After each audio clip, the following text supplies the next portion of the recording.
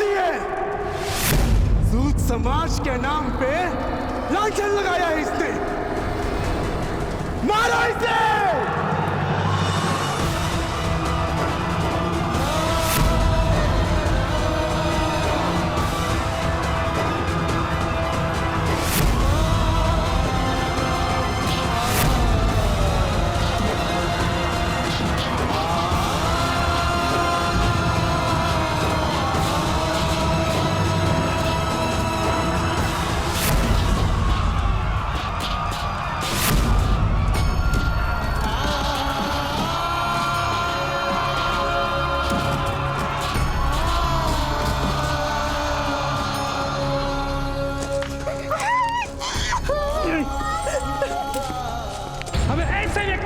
समाज में नहीं रहना है। जा भाई जा, अपने परिवार को लेकर कहीं और चला जा।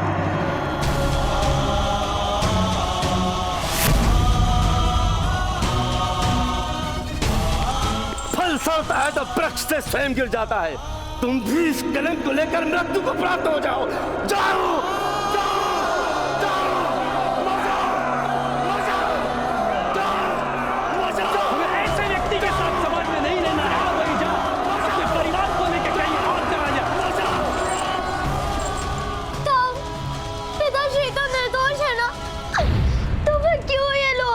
क्योंकि निर्दोषता सिद्ध करनी होती है पुत्र कर्ण। खोया हुआ सम्मान और कटा हुआ मस्तक फिर से प्राप्त नहीं होता।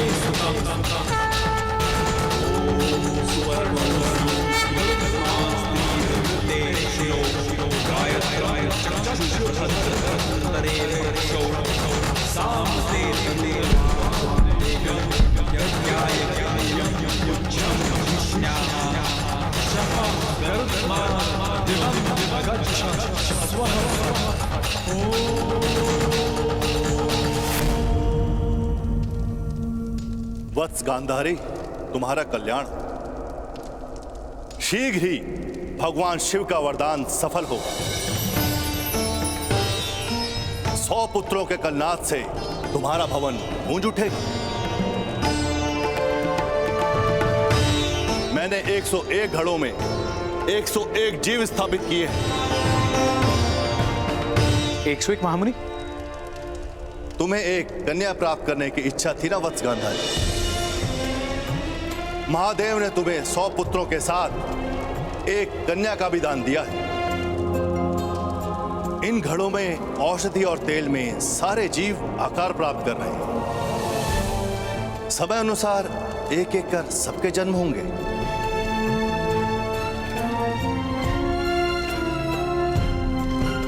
प्रणाम महामुनि। मेरी बहन के पुत्र शीघ्र ही जन्म लेंगे गांधार राज शकुनी।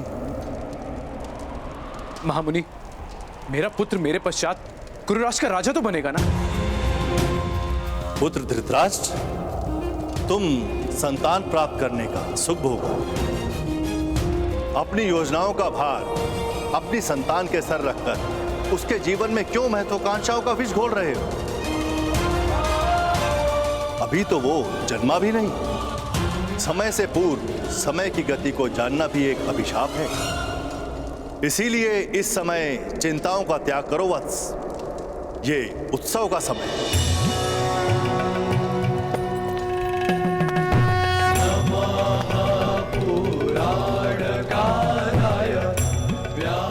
आपने मेरे संतानों को जीवन देकर मेरी श्रद्धा को जीवन दान दिया है। आपकी कृपा के इस ऋण से कैसे मुक्त हो पाऊंगी मैं? कृपा और ऋण, अगर कृपा का ऋण चढ़ता तो मनुष्य ईश्वर की कृपा के तले दबकर मर चुके होते। ऋण उपकार का चढ़ता है, कृपा का नहीं। तुम्हारे माथे पर यदि कोई ऋण है तो वो उस बालक का जो हमें यहां तक लेकर आया।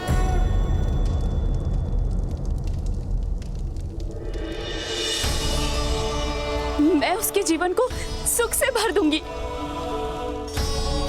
धन संपत्ति से परिपूर्ण कर दूंगी महामुनि।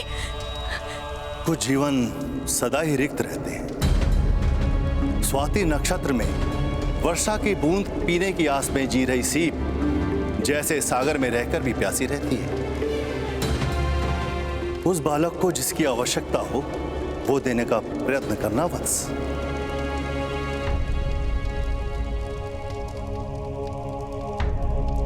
सैनिक, उस बालक और उसके पिता को राज्यसभा में प्रस्तुत किया जाए। जी महाराज।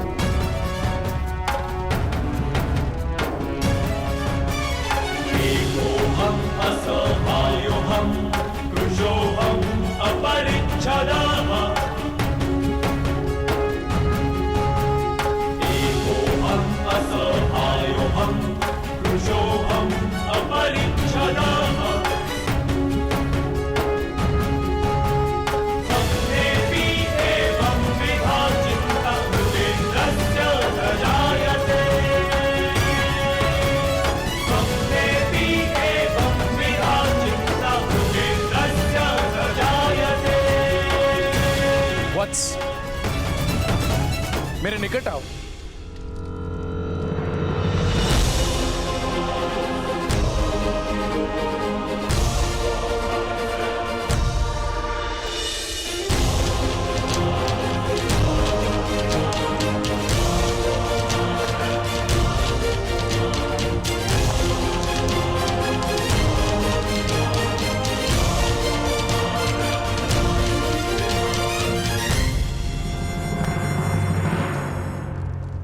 आज तुमने हस्तिनापुर के सम्राट पर उपकार किया है।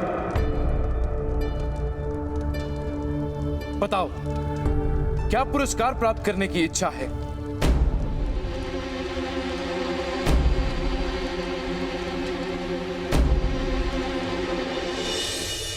मेरे पिताश्री को मृत्युदंड दिया गया है महाराज। वत्स, मैं इसी क्षण तुम्हारे पिता के सभी अपराधों को क्षमा कर उन्हें मुक्त करता हूं।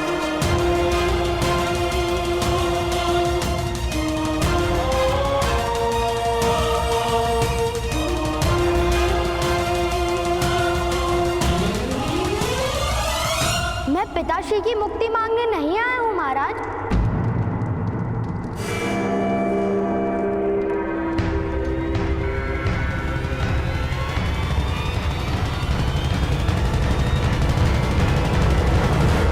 मुक्ति मांगने नहीं आए तो फिर क्या आशा है वत्स? क्या मांगने की इच्छा है तुम्हारी? मेरे पिताश्री को मृत्यु दंड दीजिए महाराज।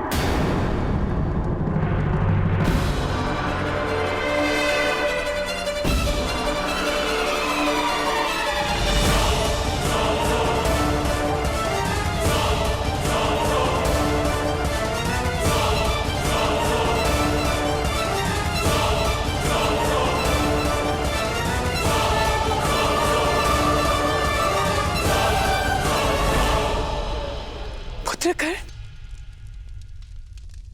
ये तुम क्या कह रहे हो? मृत्युदंड? अपने पिता की मृत्यु की कामना करते हो? नहीं, उनके सम्मान की कामना करता हूं। जब मैं महामुनि को लेने गया था तब मेरे हृदय में केवल मेरे पिताश्री के जीवन का महत्व था, किंतु आज समझ में आया कि सम्मान से रिक्त जीवन और जल से रिक्त पौधे एक समान होते हैं।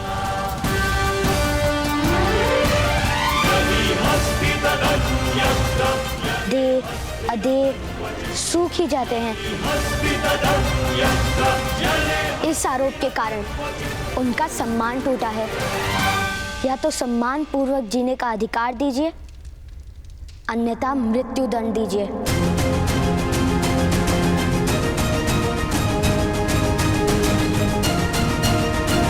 पुत्र, तुम अपने पिता से उनके जीवन का अधिकार छीन रहे हो। नहीं, मैं अपने पिता को सम्मान का अधिकार देने का प्रयत्न कर रहा हूं।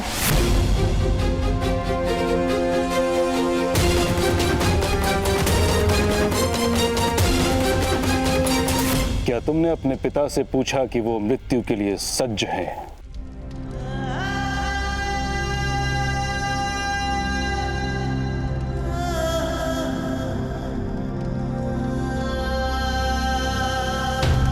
मेरा मन मेरे पिताश्री की छाया है महोदय।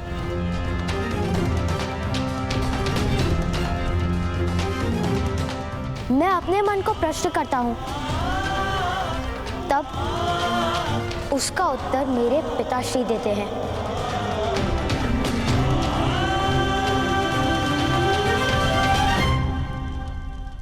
अद्भुत अद्भुत हो तुम पुत्र कर। सम्मान, अधिकार, इन दो शब्दों का अर्थ अधिकतर मनुष्य मृत्यु तक नहीं जान पाते।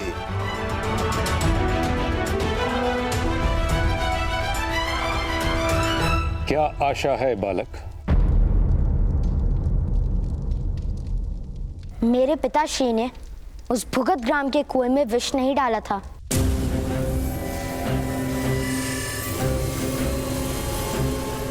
और यदि डाला था तो समग्र समाज के सामने सिद्ध कीजिए कि मेरे पिताश्री ने अपराध किया है।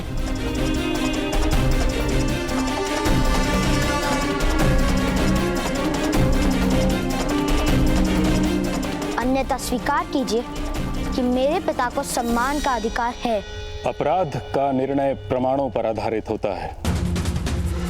तुम्हारे पास क्या प्रमाण है कि तुम्हारे पिता ने अपराध नहीं किया?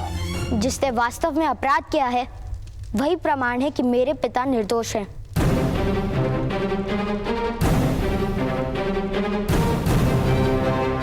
कहां है वो व्यक्ति? उसे इस सभा में उपस्थित करो।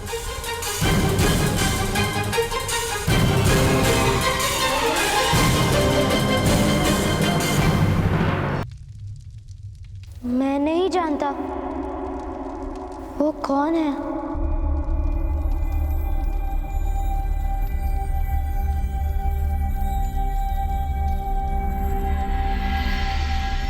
आप उसे ढूंढिए महोदय। मेरे ताऊ कहते हैं कि अपराधी को ढूंढकर उसे दंड देना राज्य का कर्तव्य होता है।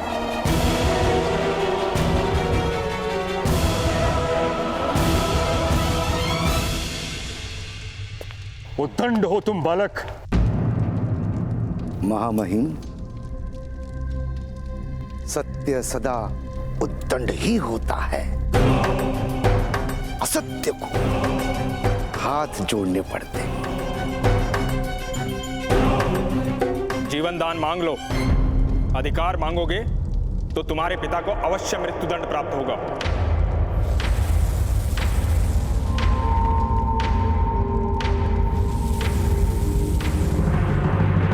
मेरे पिता ने शिक्षण दिया है कि हम सूत हैं, श्रम करके धन कमाते हैं, दान नहीं लेते।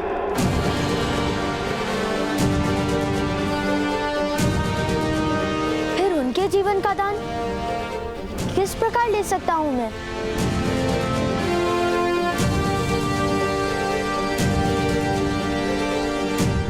मैं उस अपराधी को राज्यसभा में अवश्य उपस्थित करूंगा।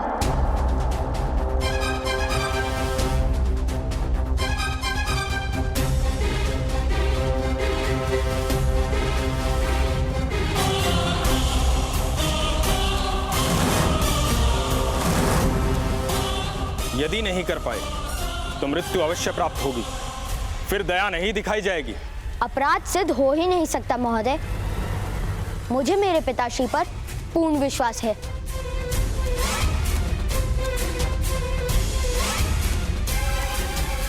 अन्यथा अपराध के विचार से ही उनकी मृत्यु हो जाती।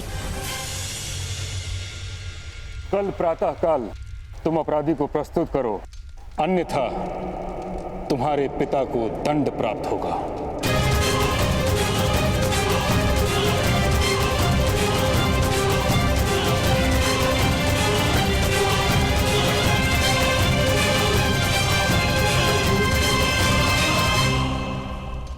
समय है, दान मांगो,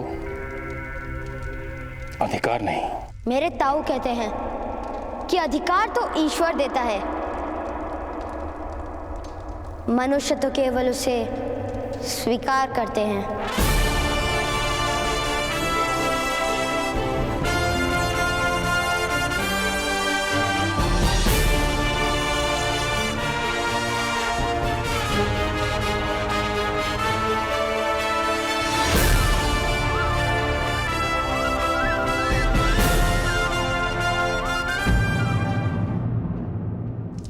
ये क्या क्या तूने कहा है? क्या विचार करके ऐसा अनुचित वरदान मांगा?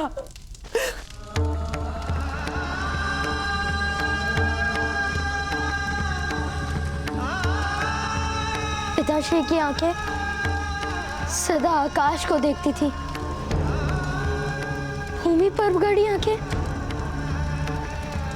मैं नहीं देख पाया माता। ग्रामजनों के शब्दों से जब पिताश्री का अंतर जल रहा था तो मुझे ऐसा प्रतीत हुआ कि समग्र सृष्टि जल रही है। और इसलिए तुमने अपने पिता के लिए मृत्यु दंड मांग लिया? नहीं माता, भ्राताश्री ने सम्मान का अधिकार मांगा है। सम्मान का अधिकार मांगा है? मूर्ख हो तुम दोनों। अरे सूत है हम, कौन सा राजकुल में जन्मे हो जो सम्मान का अभ्यास जीवन भर किया होगा? न्याय मांगने चला, वो भी किससे? उन क्षत्रियों से, ऊंचे वर्ण के समाज से, अरे जो हमें क्षमा तक नहीं करते, उनसे न्याय मांगने चला। विषैले नाक से आलिंगन की आशा कौन करता है? कर, इस तरह तो तुमने जीते जी अपने पिता की चिता जला दी।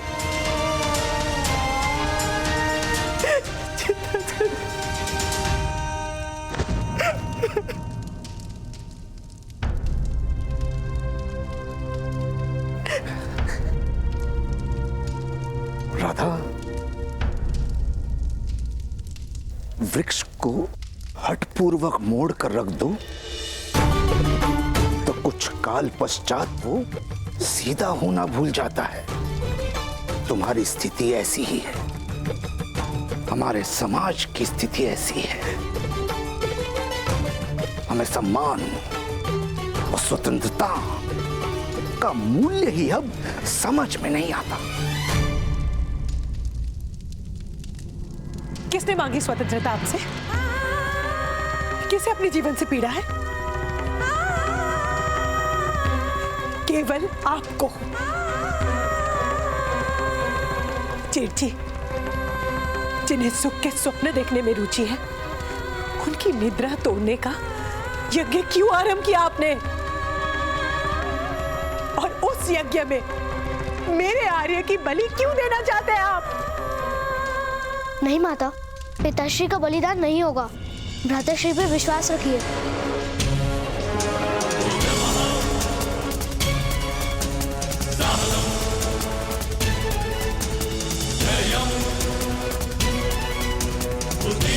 वचन देता हूँ माता, मैं पिताश्री को मुक्त करवा कर रहूंगा और उन्हें मिथ्या सिद्ध करूंगा जिन्होंने हमें न्याय नहीं दिया।